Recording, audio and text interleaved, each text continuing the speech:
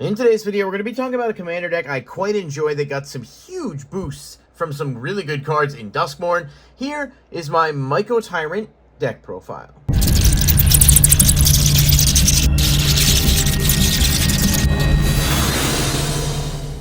What's going on, everybody? Thank you so much for being here. I do appreciate each and every one of you guys taking the time to watch the video. Be sure to hit the like button and subscribe if you do enjoy, and then click that bell icon if you want to be notified when new videos are posted. But yes, I am doing a deck profile showcase for the Mycotyrant today. This is one of my favorite Golgari commanders, and it's a deck I started building a couple months back, but then Duskmourn came out, and there were some significant upgrades for this deck. So I thought, with Duskmourn now officially being out and people kind of being interested in that, it might be a good time to show it off and kind of just talk about the deck as a whole. So if you guys are not familiar with the Mycotyrant himself, he is a 1 black-green legendary creature, Elder Fungus with Trample, and his power and toughness are equal to the number of fungi and or sapperlings you control. At the beginning of your end step, you create X 1/1 black fungus creature tokens with this creature can't block, where X is the number of times you descended this turn. Now, of course, slightly unfortunate that they can't block, but it would be far too powerful if they could. Overall, a very, very good card, very low to the ground in terms of its cost and easy to play. So we're going to talk about the deck itself. I'm going to set him off to the side here and show you guys kind of what we're working with, starting out with the creatures.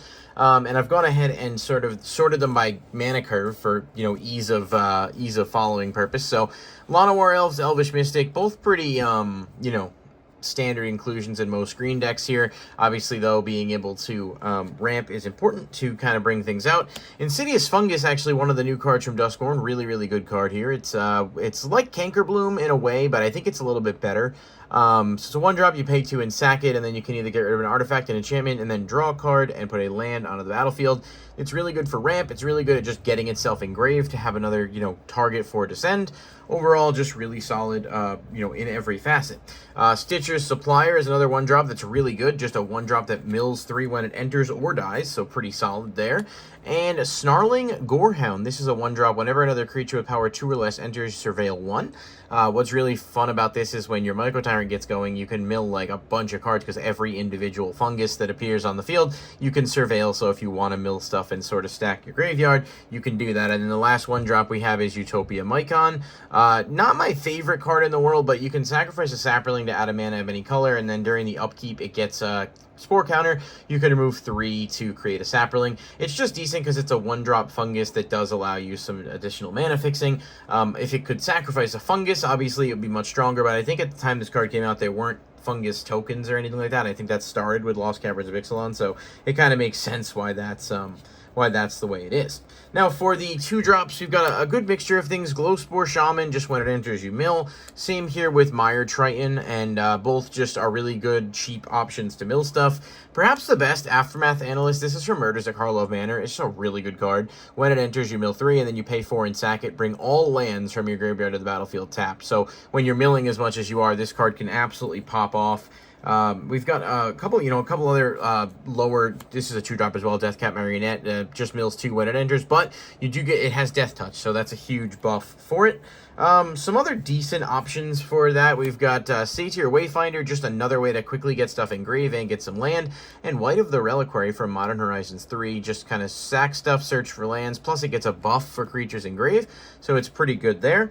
Blood Artist is just kind of almost an auto-include when you consider how many tokens you're putting out and how much extra pressure you can put on your opponents there. Spore Crown Thallid is really good for the purpose of buffing up your fungi. So if you have a bunch of fungi off of Mycotyrant, you just go, all right, they're all 2/2s now, and then you kind of swing out. And then the last 2-drops that we have is Cankerbloom and Bonebind Orator. This is from Bloomburrow. It's a little costly on that second effect, but still later in the game, paying 4 to exile it and get something back to the hand. It's nice to have access to something like that in the discard pile. So that is everything for the 1 and 2-drops. For the 3s, we've got Stinkweed Imp, really, really good card. Dredge 5. Dredge, of course, if you would draw, you instead skip the draw, mill 5 cards, and then you add this back to hand. So earlier you get cards with Dredge engraved, the better off you are, I think. Deathbloom Thallid, kind of okay. It's just a fungus that when it dies, you get a sapperling, but it's a fungus that has a death trigger, so it works in that regard. And then Nadier's Nightblade, whenever a token you control leaves battlefield, each opponent loses a life, you gain a life. You're making a lot of fungi. They're easily going to get wiped. Just another really good card to have alternate strategies to win here. in my opinion. Same to Blood Rage, Mycoid rather. 3 and a black. At the beginning of your end step, if you descended, create a fungus. Just extra board presence. And then we've got Nemata Primeval Warden. This is pretty good too. It has reach, and then if an opponent's creature would die, it gets exiled instead, and then you create a Saproling, so it stops stuff hitting grave, which is good. You can also sacrifice Saprolings to either draw cards or buff it up.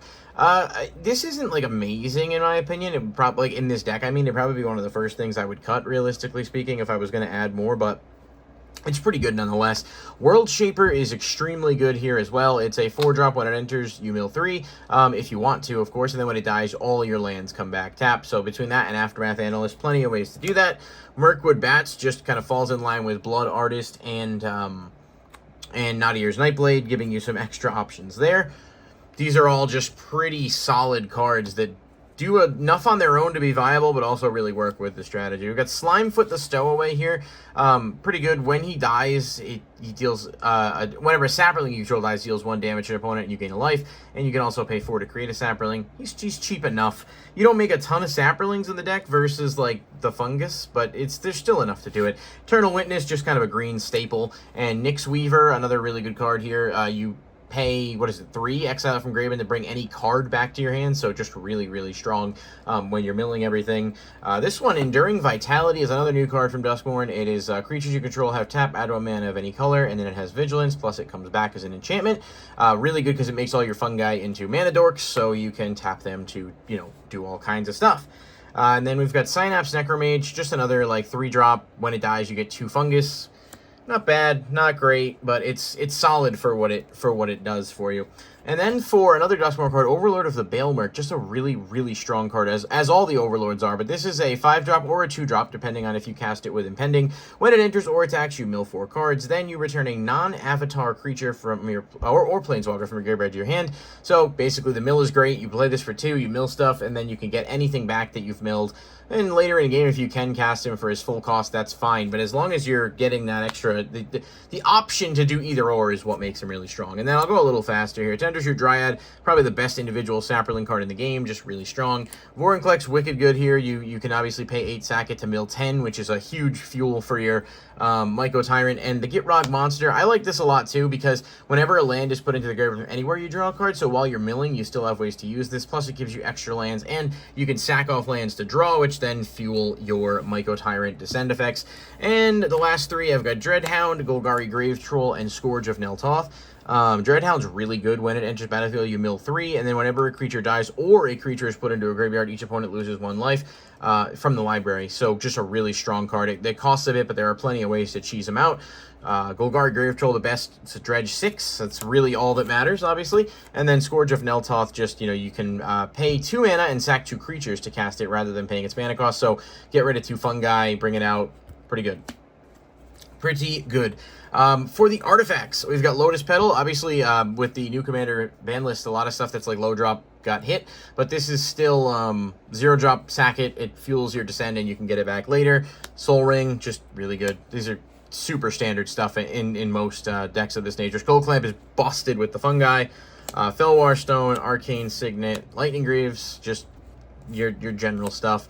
And then Command Sphere, another really good card. Normally I wouldn't play Commander Sphere and everything, but because you can sack it to draw, it does give you extra utility with Mycotyrant. Head Shredder is another card from Duskmourn we've talked about a lot. When he attacks, you may mill 2. Whenever 1 or more lands are put into your graveyard from the library, put them onto the battlefield tapped. He doesn't even have to be crewed for that effect, so as you're milling stuff, he can just keep putting things out. A really, really strong card. Out of Duskmourn for multiple decks. And then Monster Manual, just again, mill and also being able to cheat out some higher cost creatures. On the sorceries, Reanimate, obviously. I just can't really say enough good things about that card as a whole.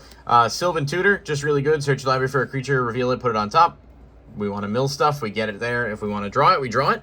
Nature's Lore, Farseek, 3 visits for ramp, as well as ramping growth, because it is kind of important to ramp quickly in this deck to be able to get your combos going effectively. Drown in Filth is one I've been a little on the fence about, but I think I'm keeping it in there for now.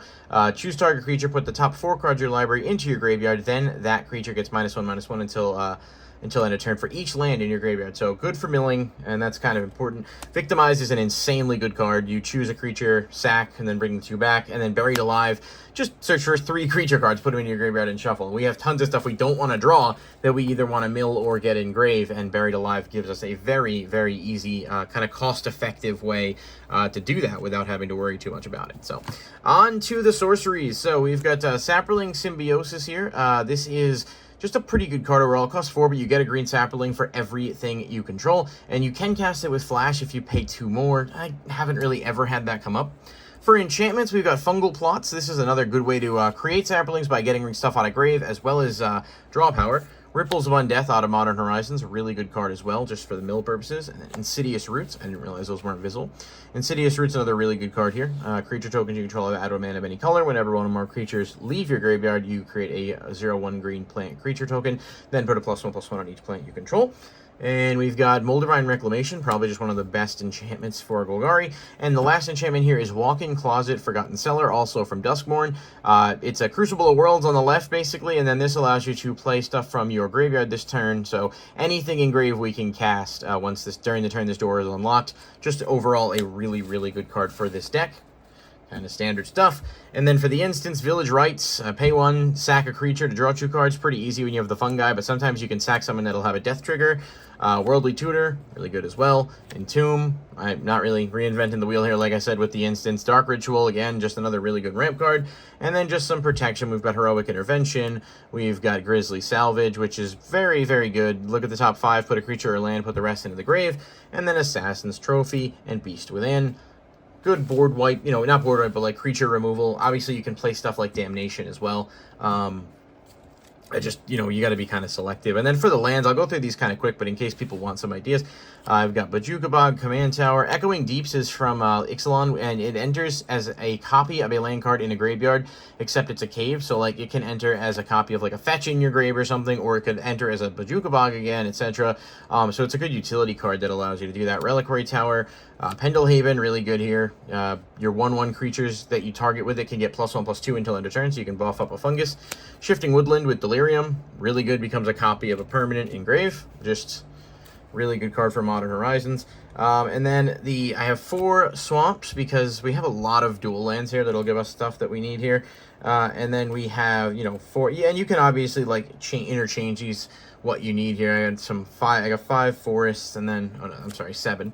And then mostly it's just stuff that'll trigger Mycotyrant, so Evolving Wilds, Fabled Passage, Wooded Foothills, Catacombs, Windswept Heath, Polluted Delta, Bloodstained Mire, Terramorphic Expanse. I normally don't love playing Terramorphic Expanse and Evolving Wilds in my commander decks if I have the fetches, but, like, if it's not a budget deck, but because you want to get as much engrave as you can here, these guys actually work really well to do that. And then just for the other duels, we've got Golgari Rot Farm, Overgrown Tomb, Haunted Mire, Woodland Cemetery, Tainted Wood, Underground Mortuary, Undergrowth Stadium. I don't have the true duel, so I don't have access to that. But so far, this has been pretty optimal, and the deck has been really, really fun to play. And I just think a lot of the Duskmourn cards kind of buff this up. So I thought it'd be interesting to do a bit of a different video, just showcasing off a deck and talking about something else. And of course, if you're just watching this video on the day it comes out, there's a lot of breaking news regarding Commander that I'm going to be working on covering as well. So if you're watching this wondering if I did see it, I did. But stay tuned for that. I'll be getting a video out shortly. Thank you. Let me know what you guys think of the video in the comments down below, and I'll catch you in the next one. Peace.